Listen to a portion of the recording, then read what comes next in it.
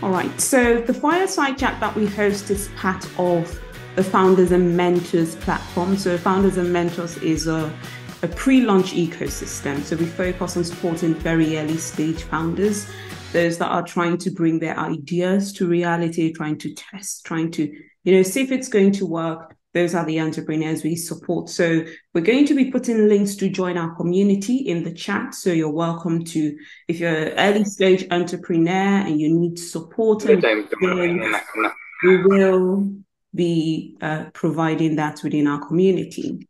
Now, also, this fireside chat is sponsored by Tim, no, not necessarily Tim, by the William Factory Small Business Incubator, of which Tim Strigger is the executive director. So, we thank him for his continuous support. And if anyone is interested in, sponsoring any of these fireside chats, please let me know. Now, so we're going to kick off, and we have the brilliant. So I keep saying Jo is brilliant and beautiful, and I'm sure a lot of you would agree with me. So I'm quite excited that she's here today. On the 4th of May, earlier in the month, we had a Founders Festival.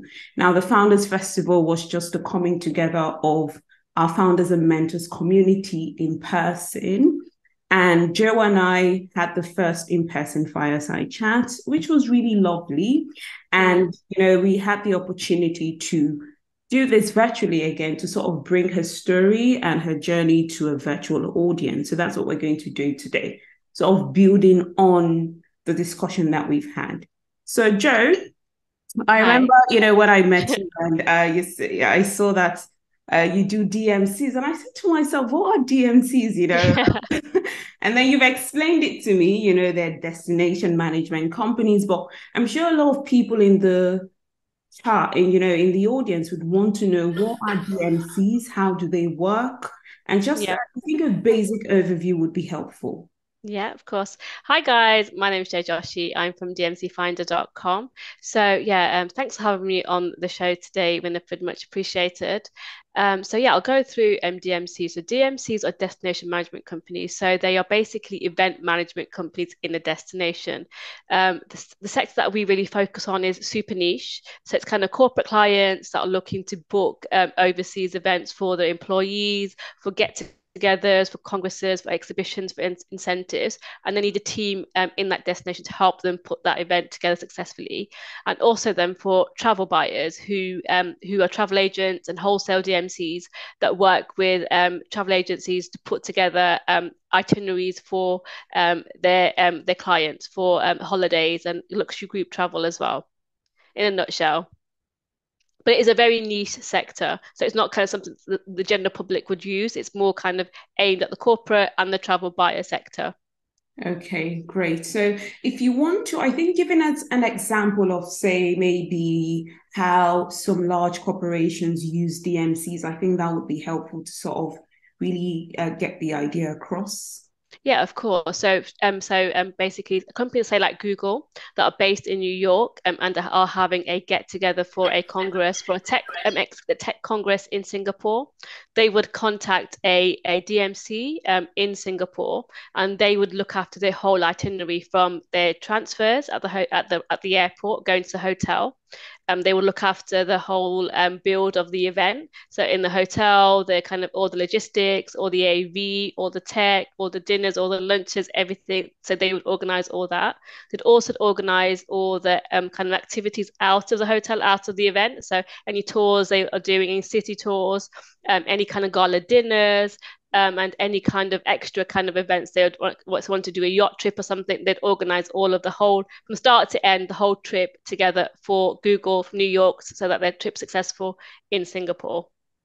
Oh, wonderful. There I see. So, and I think it's quite important to mention there that it is sort of a niche market. So people that are wishing to get into this. So if we and just before we carry on, Taranum has been very gracious to share with us the some of the pictures that were taken during the fireside chats that we had in person. So Wow. thanks for that. Yes, and so as we think about this, so let's begin to think about people that want to, because it's a niche market and you're working with large corporations. Is it how easy is it to get clients? Say you want to start a business in the destination management sector. Hmm. How easy is it to get some of these corporations to be your clients? To be honest, I think initially I am from the back. I am from this sector, so I've worked in the hotel sector and I've worked in the DMC sector pre-COVID. So hence, I have a good kind of understanding of how both the hotel sector and the DMC sector works.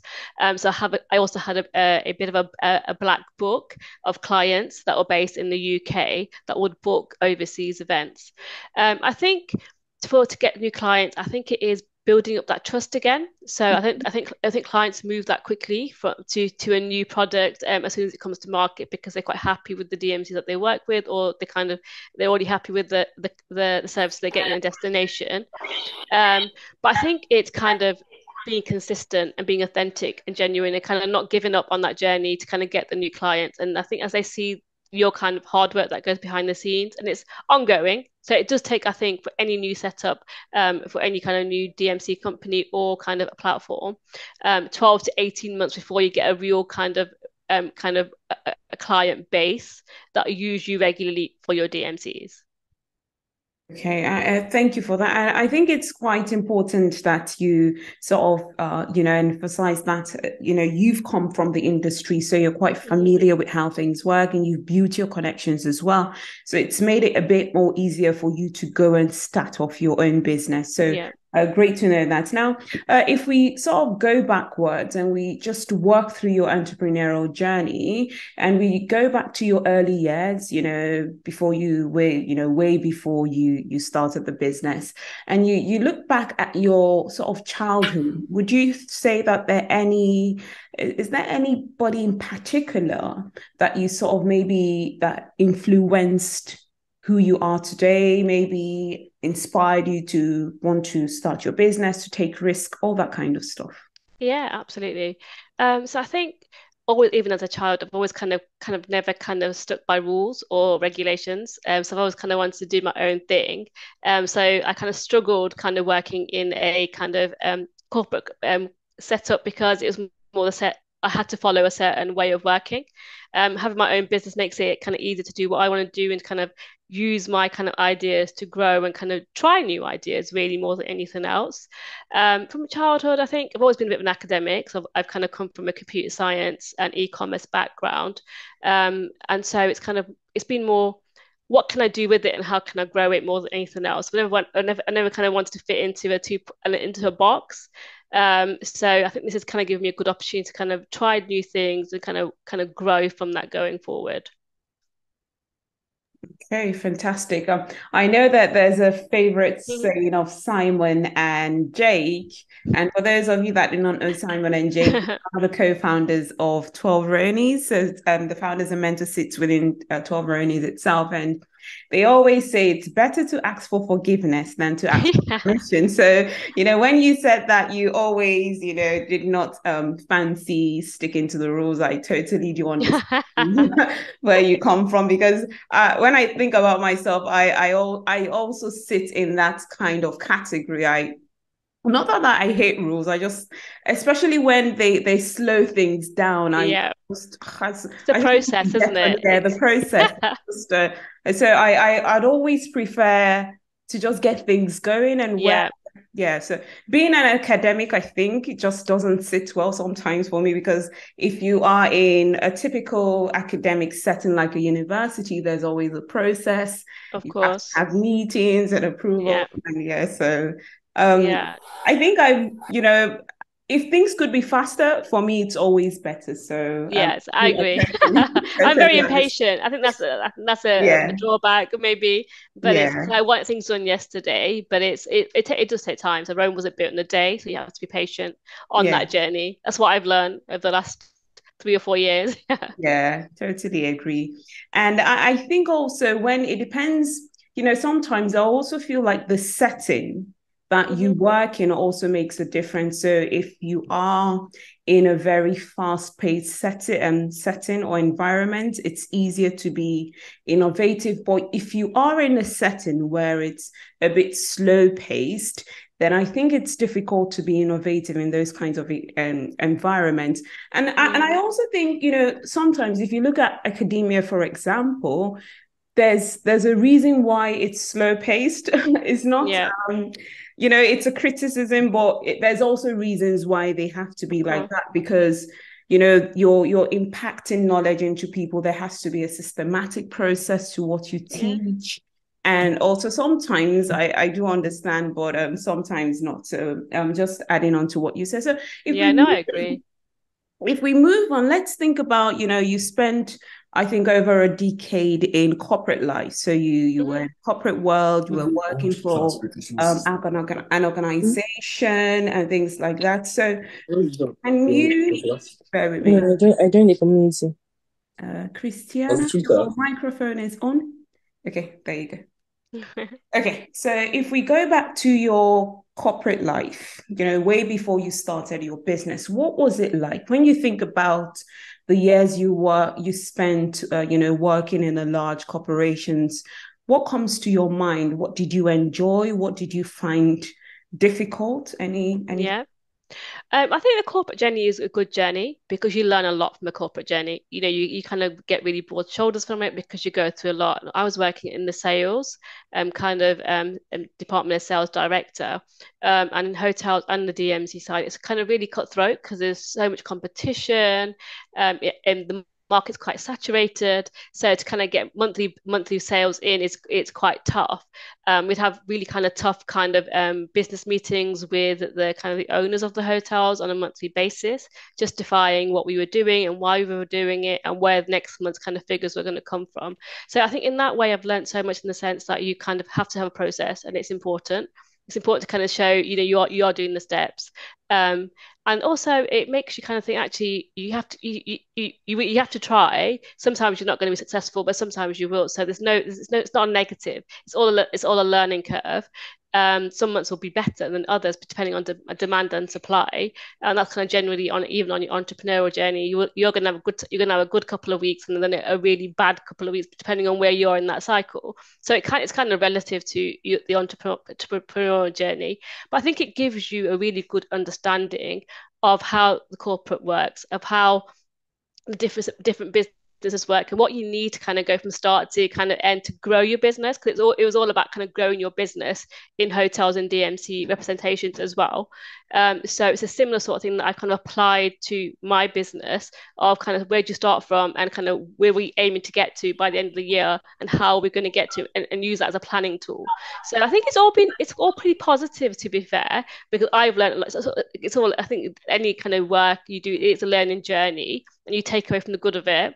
I think the challenges I had was it's kind of the UK is quite a small market, so there's a lot of business out there. There's a lot of hotels out there as well. So you're constantly striving to kind of get the best business into your hotel, and you're all fighting for the same piece of business, which can be quite tough. But again, that makes you stronger as well on that process, but a bit more resilient. If it works, it works. If it doesn't work, it's fine because it'll come through the next month. But it's kind of constantly having that hustle and not giving up. So I think it gives you broad shoulders working in corporate clients because it is very, very cutthroat. Yeah.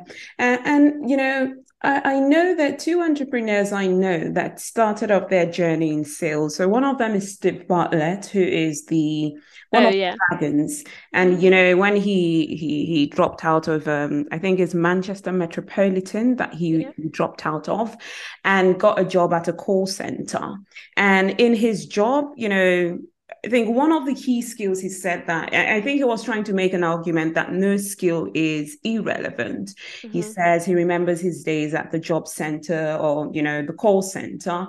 And one of the things he built up there was resilience. Every time they Hmm. say no, you have to still pick up the phone and call someone else. Yeah, So when you say you came from a sales, I think sales is a very good place to start because it does make you resilient, and it definitely. just helps you to accept no and then move on to the next. And I think it's so important, especially for entrepreneurs, to be able to accept no. And then, Mhm. because I say to myself, whenever I'm trying to do something, I say, Yeah, the only worst thing is I'll get a no and then go exactly. to someone else. So because I really do believe that your soulmate client will be attracted to you. There is a niche for your business, and there's a lot of people out there that your business will work for. So one no doesn't mean it's the end of the world. There's lots of other people out there that are willing to use your business. So it's that mindset, I think. Yeah, and totally I agree with you. You know, there is, and I think that's what a lot of people, because most times why people would not want to do stuff is that fear of rejection. And I think Yeah. it's quite important that we get comfortable with rejection. There's nothing wrong about it's not like there's No. anything wrong with you. Most times it might be there's something wrong with the person that has rejected you, but we'll not look at it from that perspective. Just say, just go No, from and do it again and just keep doing it and absolutely. doing and Just doing and yeah, doing. And then you get someone that just clicks. And, sometimes it just takes one good connection to absolutely. really make changes for you. So great. So now let's look at your entrepreneurial journey. So you started your business in the pandemic. Yes. And when I think about the pandemic, I think there are highs and lows, a lot of, Yeah. a lot of anxiety, because when I think about the pandemic, the lockdowns in 2020, 2021, I remember the first lockdown was in 2020. Yeah, March Yeah, 2020, wasn't March it? Yeah. 20. Yeah, Yeah. yeah. So see how it feels so far. It feels a long time ago. It feels like a bit of a blur now, doesn't it? The COVID pandemic. Like it never happened. Yeah, like never. And I just remember I think it was the 23rd of March when the lockdown was announced. And I said to myself, oh, there's no way this lockdown is going to last longer than a month. That's Yeah. what I said. I was so convinced it's impossible. How can they say all the businesses and everything should be on standstill for more than a month? And I Yeah. was so super convinced. But then it stretched and it stretched, and we came out of lockdown and went into lockdown. I just Yeah. couldn't believe it. So, that was really a fundamental shift. Yeah. And I do know that in that time, because a lot of people were at home, a lot of people started businesses. But I also begin to think there was a few people as well that are quite anxious about what the future held. Yeah. So when you were in that lockdown, how were you? What really motivated you to start a business? Okay, so before the pandemic, I worked literally around the clock. So I was super busy all the time, and then lockdown kicked in. Then I was at home with my husband and my kids, all of us under the same roof. And that doesn't usually happen. So we were all under the same roof for like 2 hours a day for 24 hours a day, like every day for like weeks on end. So I got to a point where I was like, I can't just sit here and not do anything because I'm going to go crazy having the same conversation over and over again. And then I got put on furlough. Um, and when we went on furlough, because the DMC business, how that industry works, it's still very old hat. So it all works on commission, it all works on collaboration, and it all works on barter. So when the furlough kicked in, so every single DMC that had been working on big projects that are worth £1 million plus, and they would have probably got like kind of £20,000 worth of commission for each project they do, they lost all that money overnight. So they lost kind of massive projects, a whole year's revenue gone like literally overnight because they work on a commission basis. So I actually thought maybe it's a bit of a gap in the market with the way DMCs are represented globally, because DMCs spend £1,000 per month in key markets. So say Germany, say USA, UK, Europe are key markets, and they're paying £1,000 to represent each market, and on top of each booking they get, they pay a commission. So they're paying out a lot of money to get that business into their company. And some years they don't even get any business out of those representative company because there's no business coming out from the US, say to Argentina. So I thought, well, actually, why didn't I try and because everything was going online through COVID, everything like Zoom went crazy, all the platforms went kind of mad, or everything went hybrid. So I thought, actually, why don't we kind of try doing DMCs the same sort of format as Booking.com, where they come online, they pay a fee to be on the platform, we don't charge a commission, and we just connect the end client to the supplier easily as a project. So I thought I'll try it as a project. Let's see where we go. It's the whole world shut. The DMCs are at home, so I can have a conversation with the DMCs as well. It's a great time to have this conversation. And if it works, it works. If it doesn't work, it doesn't work. At least I tried. I've got the time to try it. I'm not going to lose anything by not trying.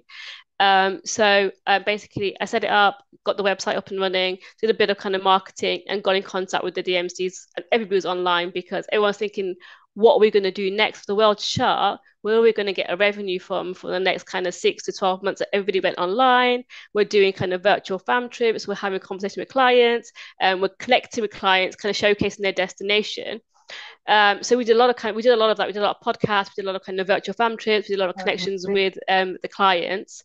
Um, and then as over the last couple of years, it's just grown from 5 or 10 key DMCs to over 1,000 suppliers on the platform. And now we're kind of getting daily getting new DMCs wanting to join the platform from different sectors across the globe. And it's been amazing 3 years on. But during the whole journey of it as well, there was times where I was like, this is never going to work. There's clients that want to join it. They've always gone onto a platform and paid nothing and just paid the commission. And trying to change that mindset was quite difficult because they were like, well, we've never worked that way. It's always been commission. And it works for them because that way, if the inquiry does confirm, they get a payout, a good payout. So if they get good 10% payout out of the end project, and it's more kind of worthwhile. So there's moments where I've been like, this is not going to. I spent a lot of money on this project, and it's not kind of going anywhere. Especially middle of the pandemic, where everything felt like it was just totally stopped. But coming out of the pandemic, I've seen a real shift. Clients are wanting to move in a different manner. They're kind of more open to doing subscription models online. They're looking at new kind of avenues of getting new business in. So they're trying everything to kind of build up that kind of those 3 years post 3 years they lost over the COVID. Does that make sense? Yeah, it does make sense. I think so. So if we look at the platform you've created, so if say I'm a supplier somewhere in, I don't know, maybe Cambodia or somewhere, and I have a hotel. So what I'll do is I'll come to your platform, list my hotels, and people that want to sort of stay in my hotels can come on the platform. Yeah, so they can connect to the hotel, leave drop them a message and say this is what we're looking at having. Oh yeah, have you got availability? Then the hotel will get back to them directly. Ah, I see. Okay, so it makes a lot of sense. So now this is more okay. Okay, so now with that in mind, now as you're trying to, try this new model of a subscription model, Yeah. were there any particular challenges you faced when you started this kind of business model in your industry? Yeah, absolutely. Because traditionally the way the industry works, they don't work on a subscription model, they work on commission only, and that worked for them. So trying to initially change their mindset was quite difficult because they were like, we've never worked that way. But as COVID and the lockdowns kind of got further and deeper in, everything went subscription model. So from Netflix to Zoom to kind of all your platforms, there's all a small fee everyone paid to be on their platform. So that worked really well for me because everyone's in that kind of mindset. It's still we still do come across challenges with that whole model, and people want to be on the platform for free of charge, but we have to manage it in a different way and say actually, well, what do you want out of the platform, and what are you looking for? If you just want to be on a platform for the sake of being up on the platform with no leads or no generation or no kind of marketing, there's no point you being on here because we're not going to do anything for you. You can be on the platform, but you'll get no ROI on it, so it's pointless. Okay. Just kind of re-educating them to say actually the best way for this platform to work for you is to be on the subscription model. We'll do this for you, and you also do return on investment on your fee, and we're only charging a minimal fee, but you're getting global awareness. That's kind of a much more attractive package than just kind of being on a platform for the sake of being on a platform with zero return. Okay, I see.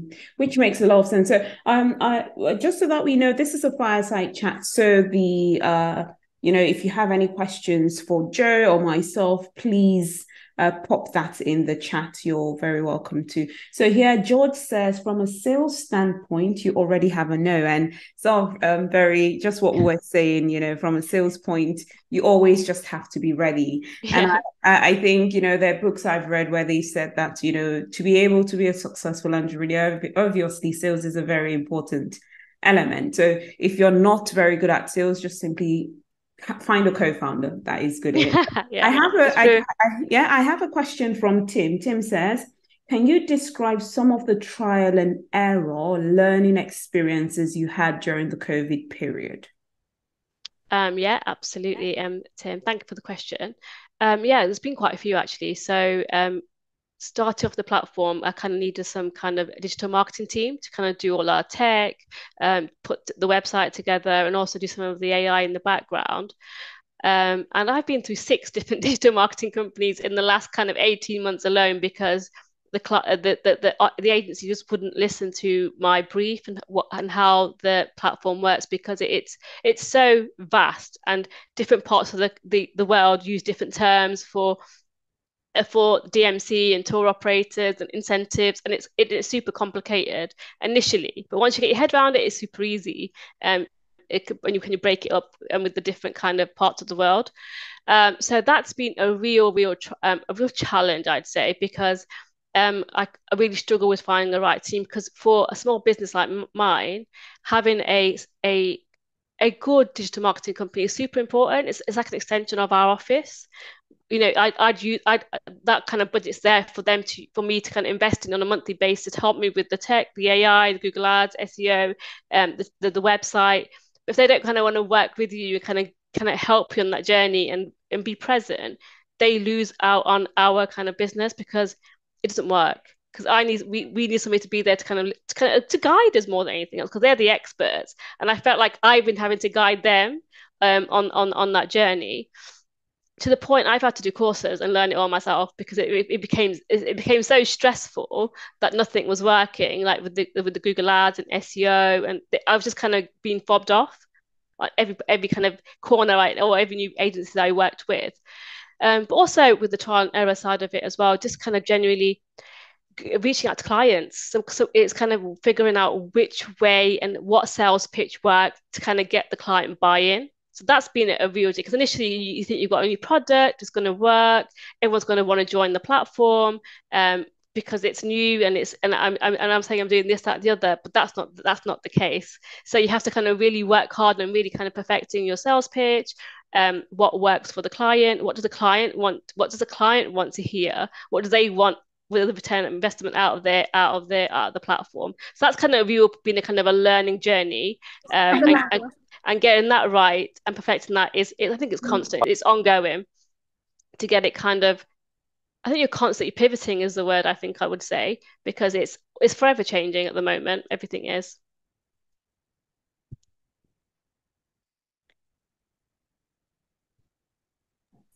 Just to add on there, and I think it's, when you say you've used six digital marketing agents, I think what comes to mind and what I really find amusing there is, you have companies that are actually looking for clients. And sometimes I just feel like, they're not willing to do the extra to keep their clients and their customers happy. Sometimes because there's so many digital agency, companies out there. Yeah. And I think, and it's not just in the digital, it's not like I'm picking on digital agency or digital marketers. Yeah. No. What I'm just trying to say that, sometimes or a lot of times when people start businesses, it's it's not really about the revenue most of the time. It's mostly about making sure that you're doing a bit extra to keep the client, because where you just do the minimum and you're not putting any necessary, any additional effort, it just shows in the services that you're offering. So just sort of picking on that. But I have a question from Esther. Esther says, Joe said something about subscription model. Can you just expatiate on that? Just to know how long this takes and how it works. So if you want to expatiate, Joe, on how your subscription model works, that'll be great. Yeah, absolutely. Yeah. So with the subscription model, the clients pay a monthly fee to be on the platform. So it's a rolling monthly fee they pay. So it varies depending on what platform they choose to go on. So we have three different packages and they all offer different things. And they pay a monthly fee, which is paid upfront per month. So we can promote them and market them and connect them with the right clients. It's super easy because this way they're not tied into any yearly contract. And also it's a 30-day cancellation period. So it's super easy. They can cancel whenever they want to if it doesn't work for them. But it's kind of a rolling monthly fee that they pay. Okay. Okay, great. So, and this would be the hotel providers. This would be, so Yes, if you give us a the range of the DMC. stuff, yeah. So the So DMCs So themselves. yeah, so the DMC, so we aim it really kind of at the DMC, so the MICE corporate DMCs, and then the B2B wholesale DMCs, they pay a monthly fee to be on the platform because we really kind of promote them in the marketplace. Then we also work with hotels and transfer companies as well, which again pay the listing fee to be on the platform. But we also do a lot more for them as well. So they're not just on the platform as a reactive listing platform. We're very proactive. So we work very closely with all of our partners. We'll say to them, the more information you provide us about their services, about their destination, any new hotel openings, any inspiration, any gastronomy kind of ideas, because we want to share that with our clients as well, with our followers, because that's what they want to see out of the destination. They want to see what the destination can offer them. What's new, what's exciting, what's innovative. What kind of new hotel chains are opening up. What is that destination about? So we do a lot of marketing in the background to our LinkedIn kind of followers as well as our database on a weekly basis. And also we do 3 social media posts daily to make sure that the clients are constantly in loop with our new partners that come on board. So we're constantly sharing information about our new partners, our existing partners, our premium partners, our platinum partners. So we put out a lot of content out there so that our brand is always kind of forefront. And we're also getting enough awareness and contacts with new clients that are using the platform as well. Okay, fantastic. And I think another thing too, so since you work globally and you open those that are registered on your platform to a global audience, I think the issue of language comes in. I don't know how many languages you're fluent in, but how do you manage that? Yep. Having So to, yeah, yeah. Yeah, no, absolutely. So that's a really kind of good question. We do work only with English speaking DMCs and hotels because our clientele mostly are from the UK, US, Europe, who are basically English speaking. A lot of the DMCs and hotels globally all have a really good understanding of English as well. So because they work with international clients. So that's kind of their core language as well. So yeah, so language it's we are really focused on English kind of facing and focused businesses. Okay. Okay, that's a good strategy. I'm just thinking as you decide to grow globally, there will be need to sort of maybe pick up some Mandarin and Yeah, other kind. but Okay. but but it's quite clever because generally across the globe, like last year, I went to a lot of shows and a lot of events globally to kind of pick up new suppliers, and you'll be surprised, like literally from kind of Argentina to kind of South Africa, South Korea, everyone speaks really, really good English. You probably speak better English than I do. So it blew me away because you know. These clients are really, really focused. They're really passionate about their businesses, and they're always learning new courses, new languages, really trying to get ahead of the curve. And they're super focused, and it kind of blew me away. And the way they work 12 to 18 hours a day, and it's their normal. And they're really, really inspiring because the events go on kind of from 5 in the afternoon till like midnight every day if they're doing events, but the build beforehand and after the breakdown as well. So they spend a lot of time working, but they're so passionate about their business. It just blows your mind. It's amazing. Hmm. That's interesting. Working those long hours. I know the East Asians, especially the Japanese, really work very long hours. And I remember reading an article that said that in Japan they're encouraged to have naps at the office. Yeah, I So I saw think that. yeah, I think Yeah. it makes a difference. But there's something they must be doing that gives them all that energy. So if we now begin to look at you as a founder on, so Jo is one of the community hosts on Founders and Mentors, and she runs the female founders community. And if we begin to look at that area of, founders and mentors, we have seen a rise of Hmm. females starting businesses. In some other countries, the statistics is far better in terms of women starting businesses. The UK is still doing well. Hmm. Now, when you think about yourself as a female founder, what does that mean to you being a female founder? See, initially I didn't think much of it because everyone's on the hustle, and I think when you're kind of when you live in kind of brought up in the UK and you go to university here and everything else, you're kind of quite equal, really. I've never kind of seen a difference in male and female, especially working in sales. A lot of women working in sales, so it's kind of everyone's quite super strong, quite alpha female, should I put it? Um, but being a female founder, I think it's I think it's inspiring for the younger generation because I have two daughters, and I think it's really inspiring because they can see actually being a woman or male or female, you can achieve whatever you want to achieve. So I think for me, it's more the fact that you can do everything. You can be a mom, you can be a wife, you can have kids, you can have a good career, etc. But also do what you follow your dreams. For me, it's kind of more kind of an inspirational role model for younger generation, really.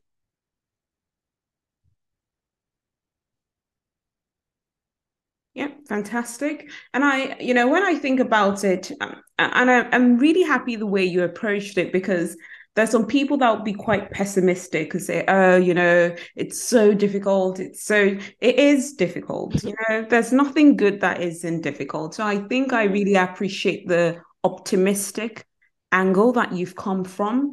You make it easy, which is good. And that encourages a lot of women, to start businesses if they want to. But I think, it's also good to add on that, business is not for everyone. And I think, Yes. trying to make it seem like, if you're not working a full-time job as a woman, if you're not managing your household properly, if you're not doing all these things, then you're not at that standard. I think that's wrong. I think, some women might be good in businesses, some do not want to, some want to be Yeah. housewives, and there's nothing wrong. I think No. there's nothing wrong in being a housewife. There's nothing wrong if that is what makes you happy, by all Yeah. means. So I think it's just, and I think that's one thing society doesn't do too well, trying to force norms on people, saying you have to do it in this way. If not, you're not up to par. And I think I one thing agree. one thing I've also come to understand is people are not all the same. So you're a super achiever, but not everyone is going to be like that. And it's just good to be understanding of that. Yeah, I think also post-pandemic, you're totally right. There's no judgment. You've got to do whatever suits you. At the end of the day, whatever kind of you're good at, you should focus on. If you're good at if you're good at kind of doing retail or kind of setting up your business or doing academia, you should focus on what kind of makes you happy because setting up your own business is a lot of hard work, really, a lot of graft, a lot of sacrifice, a lot of trial and error. You don't know if it's going to work or not at the end. It's you work off a blind faith, but you're passionate about it and you want it to make it work. But I think you've just got to be aware that if you are setting for your own business, there's a lot of challenges that come your way, but you've got to kind of keep kind of fighting and keep going through it and pushing past those boundaries. Um, but there's no judgment. You've got to do whatever makes you happy. I think, be it male or female, there's no judgment. I think. Okay, fantastic. Now, if we begin to think about, where what you think the current state of, female entrepreneurship is, and this is really looking at it from your role as the host of the female founders community Yeah. here on Founders and Mentors. What do you think the current state of female entrepreneurship is like? And by this, I mean in terms of the support that is available for females to start businesses, also things like funds, the research, so some disparity in fundings that go to men and women, Yeah. that kind of stuff. Just give us an overview of what the current state is from your own perspective. Yeah, definitely. So I think at the moment, so you're totally right. Female founders are still a bit of a minority, and I think what's available to female founders is still kind of is a small percentage of kind of with the funds and research available. I think there's a lot of stuff available, but it's not readily available on the internet. So there's a lot of content out there, but you don't know what's real and what's not real. So we have been working like with Simon and I, been working with kind of the local government and to kind of understand what is available for females with the kind of startup funds, research funds, kind of even courses, kind of excel your kind of startup, how to get to the next level, just for that awareness because Also, there's lots of groups out there for female founders and entrepreneurs, kind of from startup to see. It's not very clear, I think, when you first start. This is going back to me when I was starting and when I was doing my research. There's a lot of information on the internet, but it's not kind of clear step by step where you think actually this is what I need to do first, kind of go to company's house, register my company, then set up my kind of my account. There's no step-to-step guide. Then get to kind of your idea, your pre-validation, your kind of idea validation, etc. per step. There's no real guide that you can follow, which is frustrating because you're piecing it together and you're trying to find different mentors and kind of startup kind of gurus kind of help you. Then you kind of end up doing a bit of an ad hoc job, and then after you kind of find the right person to talk to, which is a great journey because you learn a journey because you've learned a lot, you learned the hard way. But there's so much stuff out there with the local government. What they're doing is putting together different courses and different kind of seminars where female founders can attend, can understand what's available, what research grants are available, because there's a lot out there we just don't know, in a nutshell. Yeah. And I think it's very good to highlight that as well, because there is really a lot of effort being made to make the business environment more inclusive, Mm-hmm. and things like, there's a lot of research going on how to make funds more available to female Mm-hmm. founders.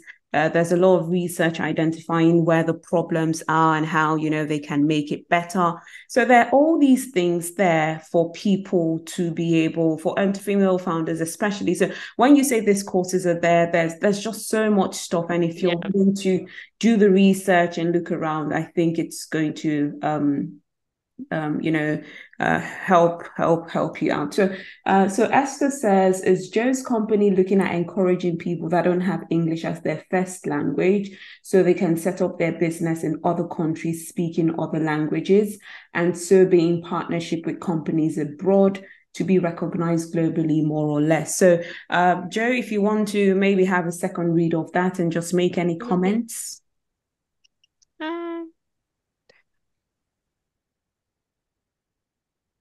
Yeah, so I think we don't kind of encourage other people to set up their business as DMC Finder. So we kind of help them connect with English speaking businesses so they can get kind of because more kind of Western business into their DMCs.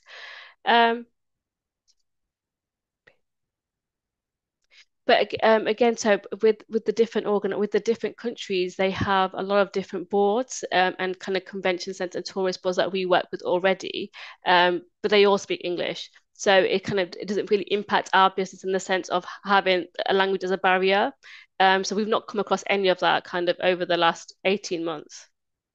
Okay, fantastic. And yes, I think you sort of alluded to it earlier on, that it's amazing how a lot of people from different parts of the world have a very good command of English and they're still able to do business. So, uh, you know, that English is not their mother tongue hasn't stopped them from No, learning. not at all. They're super passionate and they're super savvy. It's amazing. Literally, I come back and say when I do my 9 to 5 or 9 to 6, and I'm like, well, all my clients work like 12, 15 hours, and I work in 8 hours and I'm tired. And no, you have to change that mindset.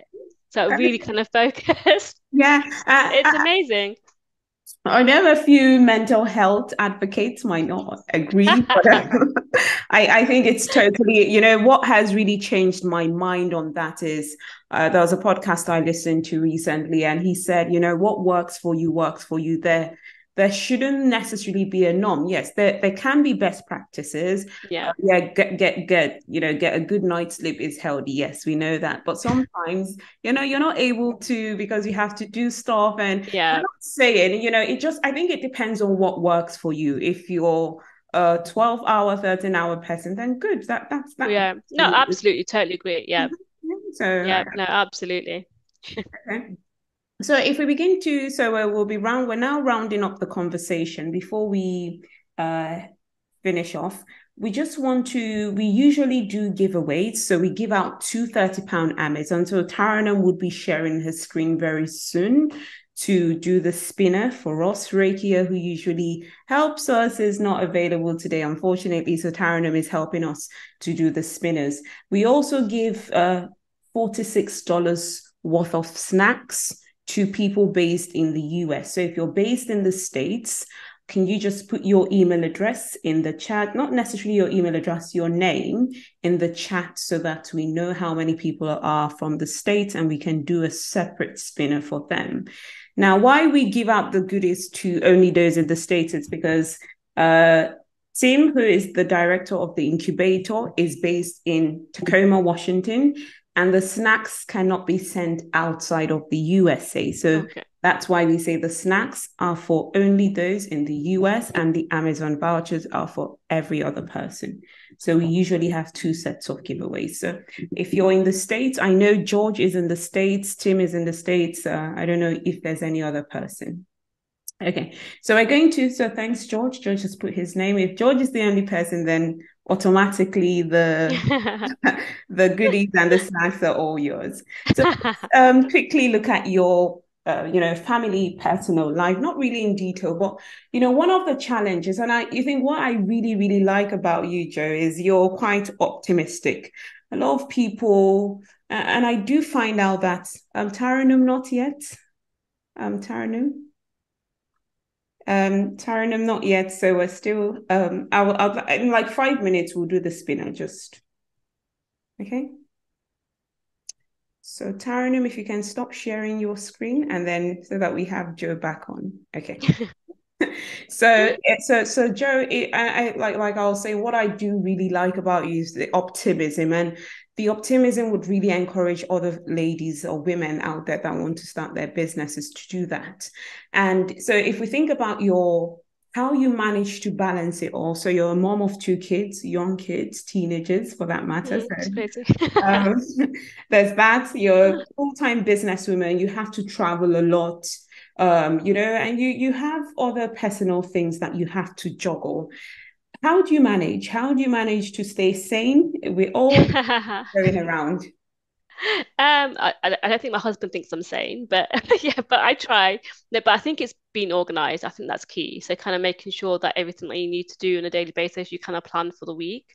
I have a team that helps me as well, kind of doing a lot of our kind of our social media and kind of our kind of BDM work. So that helps a lot because that they take away a lot of the admin kind of load.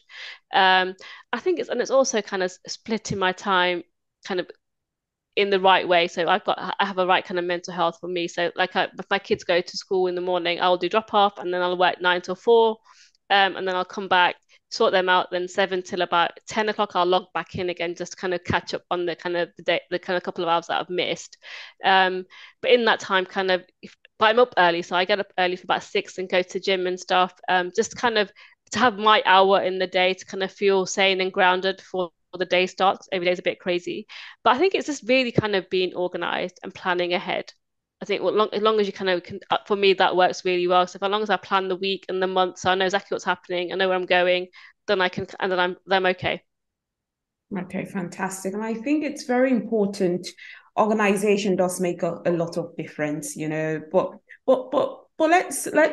let's think about people that are not as super organized as you, Joe.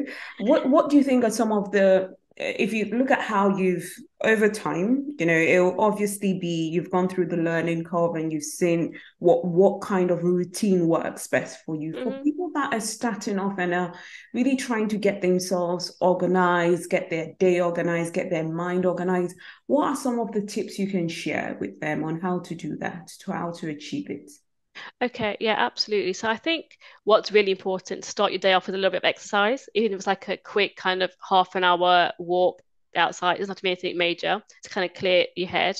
And then basically, I would then plan your day before the day starts. So kind of list out your 5 priority things that you need to do, which are key to kind of accomplish in that day, and then make a list of maybe 10 things that need to be done but aren't as super important.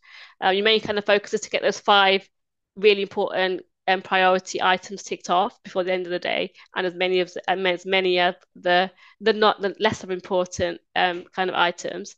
I think as long as you kind of start off with kind of with a focus per daily focus, and then have like a monthly calendar where you kind of go, actually for this month I need to achieve this, but break it down by daily tasks to get to your end point, because you can't do it all in one go. Rome's not built in a day. There are slow steps, and it will take time. And what I would say is, do try different things. If one way doesn't work for you, do mix it up, do pivot it, do change it to how you like to work. Because if you're doing something that's not working for you and you keep carrying it on, you're not going to be successful in getting to your end goal. Pivot it, change it, kind of see what works for you on a daily basis. But I'd say kind of organize it in the sense of have your key tasks written down per day on your computer, on your notes, whatever it is, and then focus on getting them done. But then trial and error it as you go along, change it. Thank you very much. Just to say, there's Juliana. My name isn't appearing. So, Juliana, do you mean your name isn't appearing on the spinner? So, I think Taranum is still in the process of completing it. So, your names would come up. Brandon. So, Brandon, are you based in the States or where are you calling in from? Are you in the States, just so that we know where to, what spinner to put your name on for the giveaway? So if you can confirm that, that'll be great. So Brandon has asked a question. What venue did you use for your startup funds? And that's a very important question. Okay, Tacoma. Yep. Fantastic. So we have two Americans.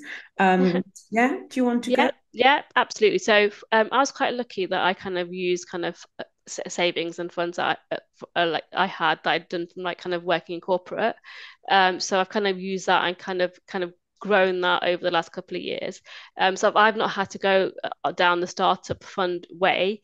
But as we are growing now, so we're growing on a daily basis, and now I'm looking more at the sense of how can I get an investor involved, to kind of to give us so that we can scale now, because we've grown it organically to a point where we've got enough clients growing coming on board, and we're able to kind of to service them. But to get to the next level of having over 1,000, 2,000, 5,000 DMCs and service on board, we will need an investor to come in to help us with team, with tech, with AI, and kind of for the marketing globally, to get the kind of name further out. So that's what I'm looking at the moment. And we're in a few conversations with different kind of investment kind of companies to see how we can do that. Okay. And what do you think is the benefit of, not taking external finance too early? So you've been running the business for almost 3 years now. What do you think there are any benefits that, to trying to get an external investor on board now as opposed to when you started? Yeah, definitely. I think initially when you do start, it is an idea. So it is a bit of a project that you start off with. You don't know if it's going to work or not. In your head it sounds amazing and it's going to be, the next best thing. But in reality, that's not always the case. So it's kind of working it, seeing if it is going to work. There is the demand out there. There is a supply that's going to use it, kind of thing. So I think the last 3 years have been a good kind of learning curve to see actually, is there growth in this? Can we scale this? And we've come to a point now where actually there is opportunity to scale it to the next level.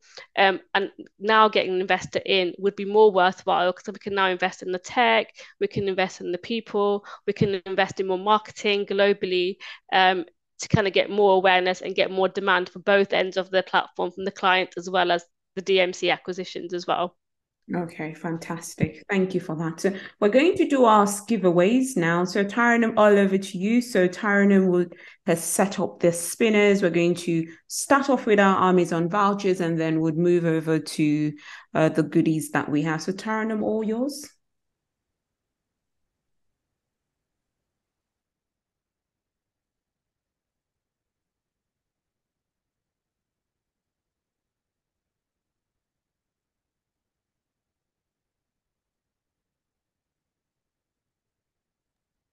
So let's bear with me. I think Taranum would be here. She's, I think, having some connectivity issues. So if we give her some time. So while we Hi. wait. Okay, Taranum, are you here? Okay.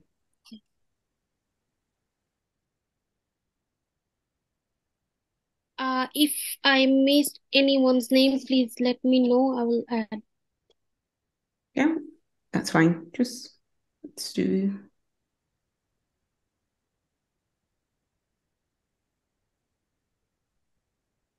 Uh, I'm unable to share my screen. Okay.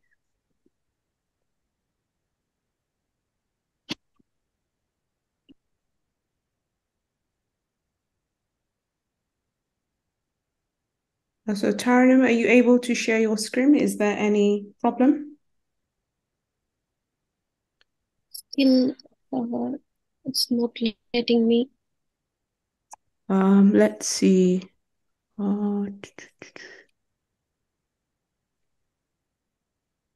Okay. It should work now. Yes.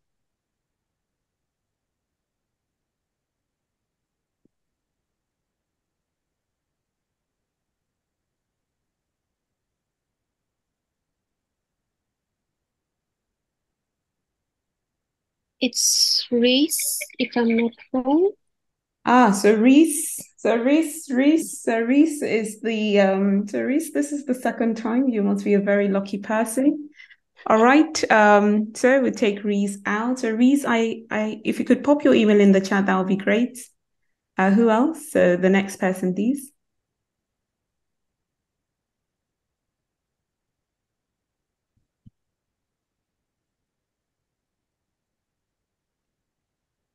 So Julie, if you want to please pop your email in the chat, that would be great.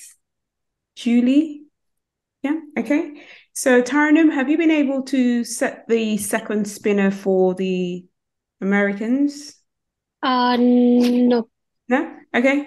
I think we can do that because of time. We'll just do that on our own, and then we only have two Americans, so it's an easy one to do. We'll do that later, just because of time. So thank you very much, Taranum. So if you stop sharing your screen, we'll just give the audience we'll give Joe the floor. Joe, if you could just leave us with some final remarks before you go. So thank you everybody for listening to my story. So what I would say is if you have an idea and you want to start up a business, go for it. Try it out because you don't never want to look back and see I didn't give it a go. You don't ever want to have that regret. And also kind of if you do come up against any blockers, keep going. Try find a solution because there always will be a solution. There always will be a different way around it. Don't give up at the first hurdle and keep focusing and try and get to your end goal. Okay, thank you. Thank you very much. I think, that I've been very inspired and I really do enjoy your energy, Joe. You're very positive. And I think it's a very important element in business because if you're pessimistic, it's quite easy to give up. So I do applaud you for that kind of personality and the energy as well. So Thank you. I wish you all the best with Thank you very much. We're very closely connected. So absolutely. I wish you all the best with your business. And anyway. Thank you. Yeah. Okay. So thank you very much, Joe, for coming on. Like I said, we host these fireside chats every month or the last Wednesday of every month. As long as you've registered, you will be sent updates on when the next fireside chat is going to be and who our guest is. So as long as you're registered, then you don't have any problem. So thank you to everyone that managed to come in and stay till the end. We had a very huge, at least 50% of those who registered came. So we're very grateful to the audience for attending. So that's it. Joe, thank you. Thank you. Inspiring us. Keep up your positive energy. It's very contagious. So thank you. Okay. So bye, everyone. Okay, then. Have a lovely evening, everyone. Bye. Thank you, guys. Thank you. Bye. Thank you. Bye. Bye.